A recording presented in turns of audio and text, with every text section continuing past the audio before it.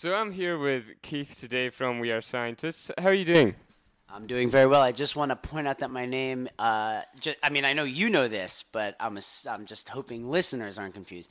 My last name is not Today. My name isn't Keith Today from We Are Scientists.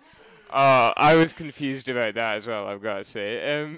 We've actually got a present for you today. Have you ever tried Iron Brew? Because you are calling me Today. Well, sorry about that today. So, Keith. Yes. We've got a present for you. It's Iron Brew. Have you ever tried it? Of course I tried Iron Brew. Let me see it. Hold on. I like that it came in a fancy bag, as if it's not just devil's urine. Well, I'm excited about this. I anticipate being face down in a gutter by the end of the evening. Don't worry, it's not strong stuff. When I mix it, it will be. That's true, yeah. Well, you're in Scotland, of course, but you've been at Tea in the Park 3 times. How did you enjoy that? Tea in the Park is hands down the best festival in the United Kingdom. And what do you think of the difference between the fans in America and Great Britain? I would say that fans in the United Kingdom are maybe a little more enthusiastic. Fans in America are smarter, stronger, and better looking. They're also faster. In a foot race. So, of course, you're called We Are Scientists. What's behind the name? I think I've got a rough idea, but just fill us in. I want to hear what you think it is before. No, I shouldn't have said anything. Well, I got the impression that you went to university and studied science, and there's also... there's one thing... Wait, you're shaking your head. There was a song called We Are Scientists by someone else, or was there a movie or something along those lines? There is a song called We Are Scientists by somebody else, but we're not named after that song. There's also a song called I Am a Scientist by a band. We're not named after that song. We're called We Are Scientists because when we were at university together, we used to go to the dining hall, and I don't know what you might call it here, but when we were kids, we would call them suicides, and it's when you have a fountain soda machine, and you just take a bit of every soda, and you mix them together. And we were always the best at making suicides. Some would say we were peeping scientists. Not a true story. I love that story anyway. Right, so, well, as you call yourselves We Are Scientists, we're going to test whether this is true or not. We've got a few, it's physics and chemistry, is it? Physics and chemistry, or is that biology? I'm not quite sure. We've got 2 questions, one in physics, one in chemistry. The first one, complete this sentence. This was made up by my sister here. For every action, there is an... piss action. Right! That is brilliant. Okay, so you've got 1 so far. What is the chemical equation for photosynthesis? 2293A. Wait, I'm not done. 7A. Pyramid symbol. I think that's a delta. Heart sign. Pig parts. 7 equals photosynthesis. I can't believe he remembered the pig part. Yeah, no, instead of 1 pyramid, it's actually 2 pyramids, so you were almost there, but just not. A double delta. They did modify the equation, so you were almost right. We'll give you that one. So 2 out of 2. What are your favorite science subjects? My favorite science subjects are marshmallows, special topics in Ferraris, and then I once took a lab that was just called sex, and I'll leave that to your imagination. That's brilliant. And well, Andy's relatively new to the band. How did he fit in with you guys? He fits in like, imagine if, and I'm going to check all of you before I go ahead and tell what might be a rather insensitive anecdotal story. He fits in as if a man who had only 3 claw-like fingers had purchased a very fine leather pair of gloves. He was always trying to wear them, but 2 of the fingers were always kind of dangling impolitely at best. So he couldn't really wear them to formal dinners or weddings or christenings. And then suddenly one day he woke up and he had 2 perfectly formed fingers that slid right in where nary a finger had ever been inserted. That's Andy. That's brilliant. You've got a new album, of course, Barbara. Would you describe it for us? This is going to be interesting. It's like rum punch, but all the ingredients are separate. So you get a little rum, you get a little punch, you get a little, I don't know what else is in rum punch besides rum and punch. You get the umbrella, you get an orange slice, you get, suntan lotion that's dribbled off of you into the concoction. You get all these separately. One whole is the Barbara, is the rum punch. Wow. Amazing. So, who goes about writing your songs, making this rum punch? Who's the recipe? Who creates it? Is it you, or is it Chris or Andy? Just who's behind the whole thing? I mean, as with any good product, everybody's done a little bit. At the old Iron Brew Factory, one man has to catch the devils. One man has to, give them fluids so their bladders are full. One man has to capture the magma-hot urine as it spouts from the devils. So Andy would be the urine catcher. Chris, in this case, would be the fluid deliverer. And I'm the devil catcher. Devil catcher is an important job. You are performing tonight, of course. What's your favourite song to perform live? These days I would say I Don't Bite. It's our latest single, so people seem excited about it, which in turn makes it fun to play. Yeah, Darren likes that song, don't you, Darren? I do indeed, yeah. Don't you confess? Confess. Don't you like the song? I love the song. I was hogging the microphone. I wanted to just keep... My sister hasn't heard the song, have you? No, I will. It will giggle when I get back. Where have you been, in a cave? I know. How embarrassing. So you're in Britain, and do you like British bands? Have you any favourites?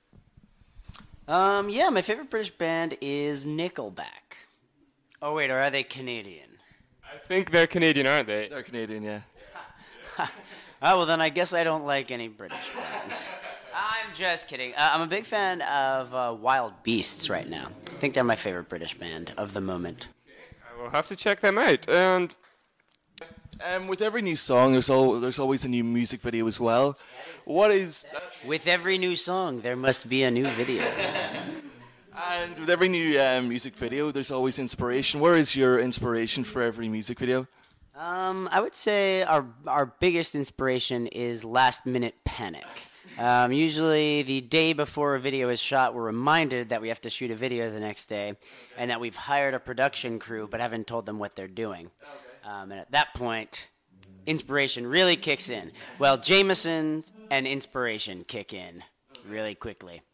So what were you thinking when you were making the music video for In Action? It kind of seemed more of a spur-of-the-moment type of scenario. Yeah. In Action wasn't even actually a single. We just decided to make that video, and it was directed by a friend of ours. And we had really wanted to make a faithful shot-for-shot recreation of the 3 Men and a Baby trailer. But we decided a video would be probably more productive. So we did kind of a 3 Men and a Baby style video. Wait, I'll just ask about 2 more music videos, and I'm very interested in these. The first of these is, I don't know which came first, I think After Hours. After Hours, I love that one, it's hilarious. What's behind that? You're the bad guy in the music video. Wow, come on. There's no room for editorializing judgments here. Well, yeah, let's not get philosophical and decide who is good and who is evil. I've decided I know what I want, and Chris seems a little more wishy-washy, and I go for it. And then I break a glass over his head to get it. And eventually you get jealous of his relationship with the dog, is that true? That is true. That's pulled from the pages of real life. That one, Inspired by real life. And the other one I found extremely interesting was chick lit. You're in the desert with thousands of, I don't know what breed of dog they are, but just explain that. They're Pomeranians. How can I explain what is a common occurrence? You've heard the term puppy mill, I assume, which is when breeders just produce purebred animals over and over, generally using the same dog, so eventually they're totally inbred and they're a mess. This herding of animals is a much more humane, free-range way to garner very expensive Pomeranian puppies to be sold and ideally cooked. Wonderful, wonderful. Oh, and for the video for Great Escape, you must be very comfortable with your fellow members to share a shower or go on a date with them. What would you respond to that? Yes, I am indeed. I've given them full body sponge baths on more than a few occasions.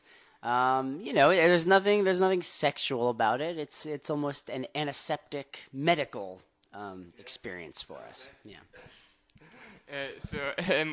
There's seems to be it was a common theme. I'm not sure about the new music videos. There doesn't seem to be as many animals. There was a bear in No, it's not Great Escape. It's Nobody Moves, Nobody Gets Hurt.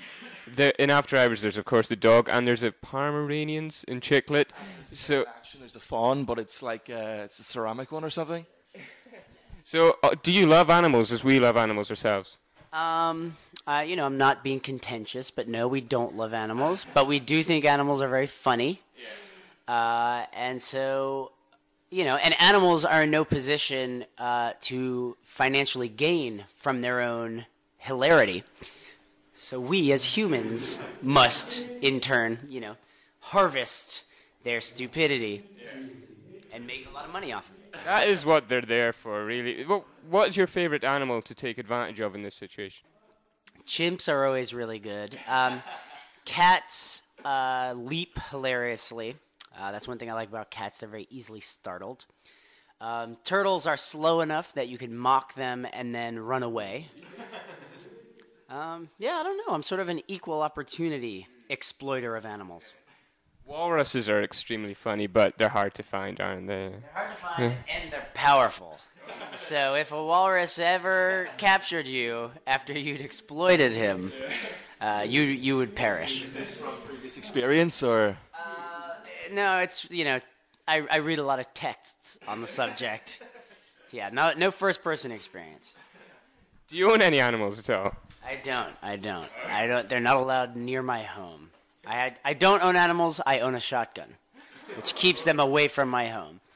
That may frighten my sister about the question she's going to ask. What is this? Yeah, I've got a pet rabbit. I've got a photograph here for you to see. Poppy, a bit of a fat rabbit. And Poppy sure is. Disgustingly obese. Is Poppy in this photo appears to be begging for her life. She's like pleading. Her paws are clenched together in approbation. I was thinking perhaps Poppy could be a star in one of your future videos. What are your thoughts on this? What is the state of Poppy's leg? Will it mend? No. It's permanently shattered? Permanently disfigured, yeah. Drag behind Poppy? It does. Do you think maybe she'd need an operation before she was ready for the job? Absolutely. We don't take any gimp bunnies into our set. What is the deal with Poppy? Is she friendly? Yeah, very friendly when she gets fed, that is. The rest of the time she sleeps and eats, but she's all right. Yeah. Sounds like she's just using you. Maybe now it's my turn to use her to get a bit of money. That's true. Fair enough. You're not friends, you're business associates. Do you want to ask anything else, Maighread? Finally, one last question. I've been admiring your jumper throughout the course of the interview. Was this a homemade creation, or did you get it off the shelf? No. This is top-of-the-line stuff. I got this 4,500 quid off the rack, London, England. That's right. England, yes. Yeah. It has what appear to be hamburgers on it. Hello to Granny Mock. Granny Mock, what up? Been some time, Granny Mock. Hope. Granny Mock. Okay, that pretty much answers all of our questions, yeah. Thank you for answering everything. Have you enjoyed the interview? No! I didn't think so. Enjoy your Iron Brew.